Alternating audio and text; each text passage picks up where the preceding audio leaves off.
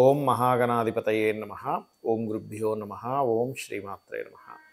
పరమేశ్వర స్వరూపమైనటువంటి జ్యోతిష, వాస్తు మరియు ఇతర అనేకమైనటువంటి శాస్త్రములను మనకు అందించినటువంటి మహర్షులకి నమస్కారం. హయగ్రీవ హయగ్రీవ హయగ్రీవేతి ఉపదేత్తస్స నిస్సరతే వాణి జహ్నుకన్యా ప్రవాహవత్. అరుణాం కరుణాతరంగితాక్షీం ధృతపాశాంకుశ పుష్పబాణచాపాం అనిమాదిభిరావృతాం మయూకైః అహమిత్యేవ విభావయే భవానీం. శ్రీమాత్రే నమః. ప్రేక్షకులకి ఆ లలితాంబిక అమ్మవారి యొక్క అనుగ్రహం పరిపూర్ణంగా కలగాలని మనస్ఫూర్తి కోరుకుంటూ మనం ఈ వారం 8వ తేదీ నుంచి 14వ తేదీ వరకు ఉన్నటువంటి గ్రహస్థితి ఏ విధంగా ఉంది అని చూసుకున్నట్లయితే 8 నుంచి 14 వరకు తులారాశి నుంచి మకర రాశి వరకు చంద్రుడి యొక్క సంచారం జరుగుతుంది. అదేవిధంగా ఈ వారం మొత్తము కూడా మీకు శుక్రకేతువులు కన్యారాశిలోని, బుధాదిత్య యోగంలో సింహరాశిలో రవి బుధులు, అదేవిధంగా మనకి మిథునంలో కుజుడు, వృషభంలో గురువు, కుంభంలో శని వక్రించి మీనరాశిలో కేతువు యొక్క రాహు యొక్క సంచారం జరుగుతుంది. కన్యలో కేతువు, మీనంలో రాహు. ఈ యొక్క గ్రహస్థితిని అనుసరించి ద్వాదశ లగ్నాల వారికి లేదా లగ్నం తెలియని వారి రాశుల వారికి ఎటువంటి ఫలితాలు జరగనున్నాయి, ఏ విషయాల పట్ల మీరు జాగ్రత్తగా ఉండాలనేటువంటి విషయాన్ని ఇప్పుడు నేను మీకు వివరిస్తాను. అయితే చెప్తుంది నేనైనప్పటికీ కూడా చెప్పిస్తుంది సాక్షాత్ లలితామ్మవారిగా భావిస్తూ ఒక్కొక్క లగ్నం గురించి తెలుసుకుందాం. కుంభలగ్నము, కుంభరాశి. కుంభం వారి కనుక చూసుకున్నట్లయితే సప్తమ స్థానంలో బుధాదిత్య యోగం ఏర్పడింది, అష్టమ స్థానంలో శుక్రకేతువులు. అంటే 2 డిఫరెంట్ యోగాలు ఏర్పడ్డాయి ఈ వారం. అంటే ఏంటి, ఒక మంచి గొప్ప యోగము, కొంచెం జాగ్రత్తగా ఉండవలసింది. గొప్ప యోగం ఏమిటి, ఎప్పటి నుంచో ఉద్యోగం కోసమో లేకపోతే వివాహం కోసమో ఒక పార్ట్నర్షిప్ కోసమో ప్రయత్నం చేస్తూ ఉంటాం. ఆ యొక్క ప్రయత్నాలు ఫలించేటువంటి సమయం నడుస్తుంది ముఖ్యంగా కుంభం వారికి. అంటే గవర్నమెంట్ జాబ్స్ కోసం ప్రయత్నం చేస్తున్నామా, గవర్నమెంట్ సబ్సిడీస్ కోసం ప్రయత్నం చేస్తున్నామా, గవర్నమెంట్ ఏదైనా చూడండి కొంతమంది స్త్రీలకి కొన్ని సదుపాయాలు చేస్తూ ఉంటుంది. మీరు ఎటువంటి కొరట్రాలు పెట్టకుండానే మీరు ఏదైనా స్మాల్ స్కేల్ ఇండస్ట్రీ కనుక ప్రయత్నం చేసినట్లయితే మీకు ఇది ఇస్తాము అని చెప్పి అంటూ ఉంటుంది. అటువంటి విషయాల్లో మీకు గవర్నమెంట్ ఇచ్చేటువంటి సదుపాయాలు మీరు పొందుతారు. మీకు కావచ్చు, మీ జీవిత భాగస్వామికి కావచ్చు. ఎందుకంటే సప్తమ స్థానంలో రవి బుధులు ఉన్నారు. మరి అష్టమ స్థానంలో శుక్రకేతువులు ఉన్నారు. దీని సంగతి ఏమిటంటే తాతగారు ఆస్తికి సంబంధించిన విషయంలో డిస్ప్యూట్స్, కొంచెం గొడవలు, లేనట్లయితే పంచుకునేటువంటి అంశంలో మీకు కొంచెం ఎక్కడో తక్కువగా ఇవ్వాలనేటువంటి అవతల వాళ్ళు ప్రయత్నం చేయడము, లేనట్లయితే మీరు ఏదైనా రీసెర్చ్ చేసేటప్పుడు ల్యాబ్స్లో అది కొన్ని కెమికల్ రియాక్షన్స్ జరుగుతుంటాయి, కొన్ని చేస్తూ ఉంటారు. అటువంటి విషయాల్లో కొంత జాగ్రత్తగా ఉండడం అనేటువంటి చాలా స్పష్టంగా గోచరిస్తుంది. ఇక మిగతా అంశాలు కనుక చూసుకున్నట్లయితే మీకు లగ్నంలో శని భగవానుడు వక్రించున్నాడు. ఎప్పుడైతే శని వక్రించున్నాడో పర్టికులర్గా ఇక్కడ జరిగేటువంటి ఫలితాలు ఏమిటి అంటే, పర్టికులర్గా ఈ యొక్క కాంబినేషన్ కొంతవరకు స్ట్రెస్ని తగ్గిస్తుంది. ఫైనాన్షియల్గా మీకు రుణ సంబంధంగా ధనం లభించేటువంటి యోగం ప్రస్తుతం నడుస్తుంది. కాకపోతే పంచమ స్థానంలో కుజుడు ఉన్నందుకు కొంచెం ఆలోచన సంబంధించిన విషయంలోని, సంతానానికి సంబంధించిన విషయంలోని, ప్రేమ వ్యవహారాలకు సంబంధించిన విషయంలో కొంత స్ట్రెస్ ఉంటుంది.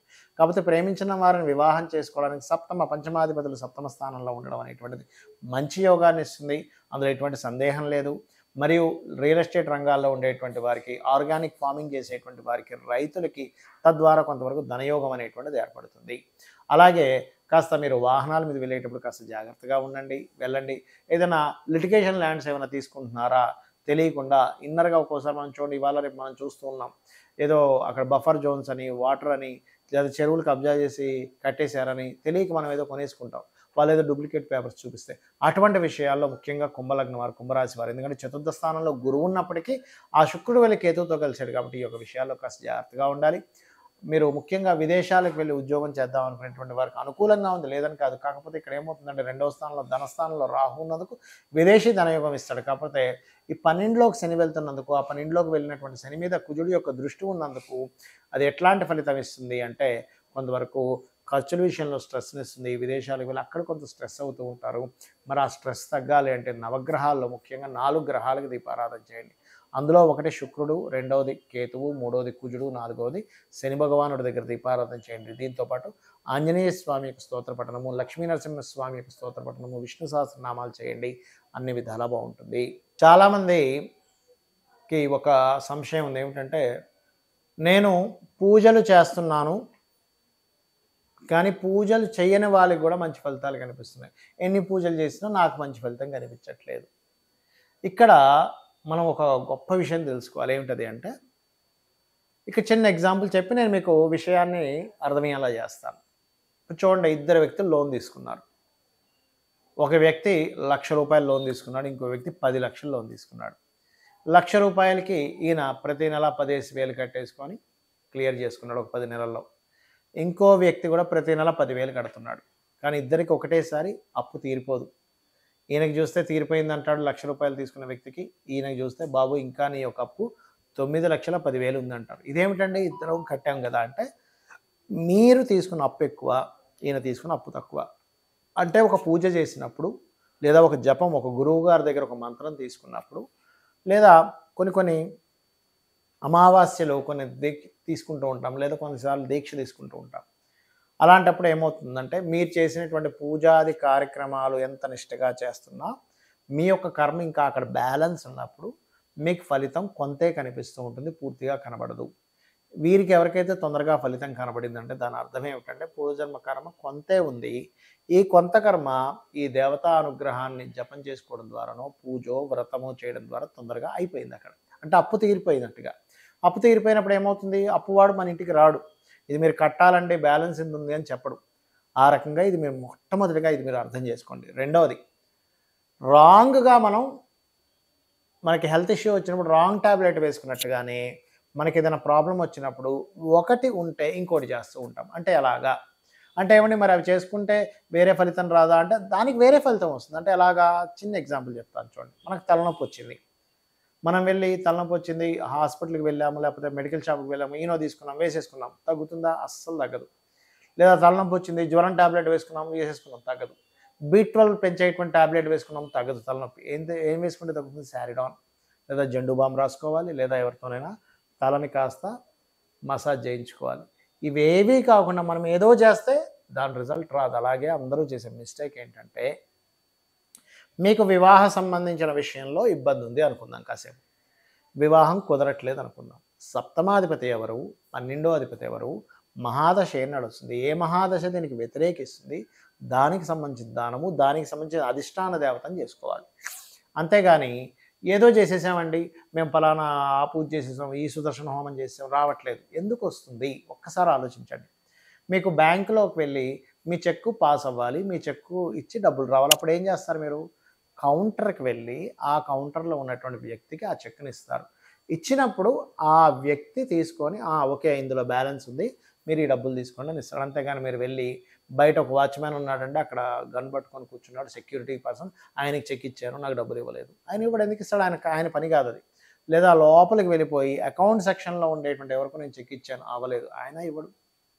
లేదా మీరు లోన్స్ కోసం వెళ్ళేటువంటి ప్రదేశం దగ్గరికి వెళ్ళి చెక్ ఇచ్చారు, ఇవ్వడు. ఎందుకు? ఆయన ఏం చెప్తారు, ఇక్కడ కాదండి సెక్షన్ అది అంటాడు. అంటే ఏమిటి, మనం హెల్త్ విషయంలో ఏ ట్యాబ్లెట్, ఏ దానికి ఏ మెడిసిన్ వాడితే ఎలా తగ్గుతుందో, ఒక బ్యాంకుకి వెళ్ళినప్పుడు ఎలా అయితే ఉంటుందో, ఒక లోన్ కావాలంటే ఎలాంటి ప్రాసెస్ ఉంటుందో, ఒక సచివాలయానికి వెళ్ళినప్పుడు మన ప్రాబ్లమ్ని బట్టి ఏ సెక్షన్కి వెళ్ళి మాట్లాడాలో ఎలా అయితే ఉంటుందో, మనం కూడా చేసే మిస్టేక్స్ ఏంటంటే ఒకటి ఉంటే ఒకటి చేస్తున్నాము, ఇది ఇంకొకటి మెయిన్గా. అలాగే మరొక విషయం చెప్తాను చూడండి. చాలామంది ఒక పూజ చేస్తారు, ఇంకా రిజల్ట్ కనబడకపోయేసరికి వెంటనే చాంటింగ్ స్టార్ట్ అవుతుంది లోపల. అసలు ఎంత శ్రద్ధగా చేస్తారో, ఈ పూజ చేశారు నాకేం అవ్వలేదు, ఈ సత్యనారాయణ సంవ్రతం చేసుకుని ఏం అవ్వలేదు, ఈ క్షేత్రానికి వెళ్ళాను ఏం అవ్వలేదు. మీరు ఎప్పుడైతే దాన్ని రెగ్యులర్ చాంటింగ్ చేస్తుంటారో మీకేమవుతుందంటే మీ సబ్కాన్షియస్ మైండ్, మీ సెల్ లెవెల్లో ఉన్నటువంటిది, మీ సోల్, మీ సబ్కాన్షియస్ మైండ్ ఏమనుకుంటుందంటే ఇతనికి ఏమి చేసినా ఫలితం రాకూడదేమో అనుకుంటుంది. గుర్తుపెట్టుకోండి, ఏమి చేసినా ఫలితం రాకూడదేమో, అందుకేనేమో అని అది ఏం చేస్తుంది, ఓహో ఫలితం రాకూడదు అనుకుంటా. అలా ఎప్పుడు అనుకోకండి. నేను పూర్వజన్మలో ఎంతో పుణ్యం చేసుకున్నాను కాబట్టి ఈ పూజ చేసుకోగలిగాను, నేను అమ్మవారి అనుగ్రహం ఉంది కాబట్టి ఈ క్షేత్రానికి వెళ్ళగలిగాను, ఎంతో అనుగ్రహం ఉంటే నేను ఆ క్షేత్రానికి వెళ్ళగలనా. ఆదిశంకరాచార్యుల వారు ఒక మాట అంటారు, ఏంటంటే మనము 2 చేతులు ఎత్తి ఇలా దండం పెట్టుకోవాలంటే కూడా అమ్మవారి అనుగ్రహం ఎన్నో లక్షల జన్మల పుణ్యం ఉండాలట. మరి అలాంటప్పుడు ఇంట్లో నిత్య పూజ చేస్తున్నామంటే ఎంతో అనుగ్రహం ఉంది, ఒక ఆలయానికి వెళ్తున్నామంటే మరింత ఎంతో అనుగ్రహం ఉంది, ఒక క్షేత్రానికి వెళ్తున్నామంటే ఎంతో అనుగ్రహం ఉంది, భగవంతుడి గురించి మనం పూర్తిగా తెలుసుకోగలుగుతున్నాం, విశ్లేషించగలుగుతున్నాం అంటే ఎంతో అనుగ్రహం ఉంది. ముఖ్యంగా గుర్తుపెట్టుకోండి, మనం భగవంతుడిని అడగాలి, అందులో ఎటువంటి తప్పు లేదు, అందులో ఎటువంటి బిజినెస్ కాదు. అది అమ్మవారిని అడుగుతాం. జగత పితరం వందే పార్వతీ పరమేశ్వరం అంటూ ఉంటారు.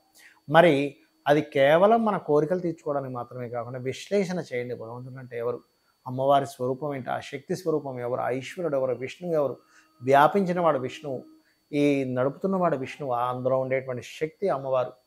లక్ష్మి అంటే ఎవరు, ఈశ్వరుడు అంటే ఎవరు, బ్రహ్మ అంటే ఎవరు, క్రియేటర్ ఆయన క్రియేట్ చేస్తున్నాడు. ఇంద్రుడు ఎవడు, విశ్లేషణ చేయండి. ముఖ్యంగా ఆలోచించండి, ఈ దేవతా స్వరూపాలు ఎందుకున్నాయి, మనకెందుకు మహర్షులు, మనకి భగవంతుడు ఇన్ని రూపాలుగా మనకెందుకు రూపాంతరం చెందాడు, ఎందుకు ఒకటిగానే ఎందుకు లేడు, ఒకటే స్వరూపం, ఆ భగవత్ స్వరూపం ఒక్కటే, ఆ పరమేశ్వరుడు ఒక్కటే. కాకపోతే ఆ పరమేశ్వరుడు ఒక్కడైనటువంటి ఆ పరమేశ్వరుడు ఇన్ని రూపాలు ఎందుకు దాల్చాల్సి వచ్చింది, మనం ఎందుకు ఒకటే, మనం ఒక ఆఫీస్ పెట్టుకున్నాం, మనం ఒక్కళ్ళమే ఎందుకు నడిపించట్లేదు, మనం అకౌంటెంట్ని పెట్టుకుంటున్నాం, సెక్యూరిటీని పెట్టుకుంటున్నాం, లేనట్లయితే ఒక క్రియేటివ్ టీంని పెట్టుకుంటున్నాం, లేనట్లయితే ఒకరు సాఫ్ట్వేర్ రిలేటెడ్ డిపార్ట్మెంట్ పెట్టుకుంటున్నాం. ఎందుకు పెట్టుకుంటున్నాం, ఒక్కడమే అందరి చేయొచ్చు కదా, కాదు. దాని డిపార్ట్మెంట్స్ ఎట్లా ఉన్నాయో ఒక ఆఫీస్కి మెయిన్ పర్సన్ ఒకరే ఉన్నప్పటికీ ఎన్ని డిపార్ట్మెంట్స్లో ఇంతమందిని ఎలా అయితే నియమించారో, వాస్తుపరంగా ఇంట్లోనే ఆ రకంగా నియమించడం జరిగింది. జ్యోతిష్ శాస్త్రం పరంగా ఒక్కొక్క గ్రహం ఒక్కొక్క పోర్ట్ఫోలియో ఇవ్వడం జరుగుతుంది.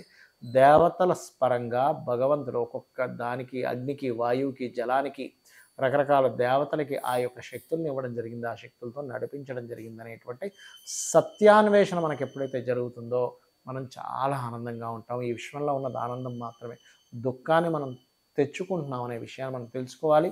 అమ్మవారి యొక్క అనుగ్రహాన్ని మనం పొందాలని కోరుకుంటూ శ్రీమాత్రే నమః.